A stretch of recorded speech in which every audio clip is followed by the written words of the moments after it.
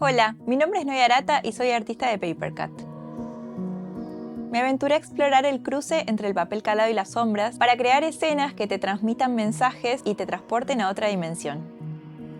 Desde entonces he colaborado con Brother, Enamorada del Muro y el Museo de la Historia del Traje, entre otros. También comparto mi trabajo en redes sociales y en mi tienda en línea bajo mi marca WUFA. La tradición de los cuentos con sombras se remonta a la antigua China. Este tipo de teatro reconfigura la narrativa a través del juego y la exploración. Siempre que haya una fuente de luz y un cuerpo que obture su paso, será posible proyectar siluetas que representen momentos, personajes y lugares. Y a mí me parece maravilloso poder construir mundos y compartir historias a través de una simple hoja de papel. Por eso, en este curso de doméstica te enseñaré a contar tus relatos favoritos con papel y luz.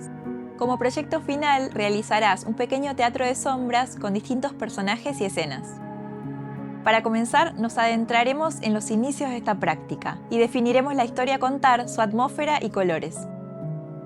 Después de construir la estructura del retablo, elegiremos el material e instalaremos todo para lograr nuestras siluetas. Enseguida convertiremos nuestros bocetos en moldes y haremos la transferencia y el corte. Sumaremos otros recursos como los elementos flotantes y veremos los tipos de luz y sus efectos. Elaboraremos personajes estáticos, siluetas articuladas y elementos que proyecten sombras distorsionadas.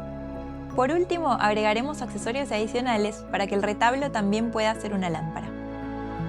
Así, cuando termines las lecciones, tendrás todo lo necesario para poner en acción tu historia.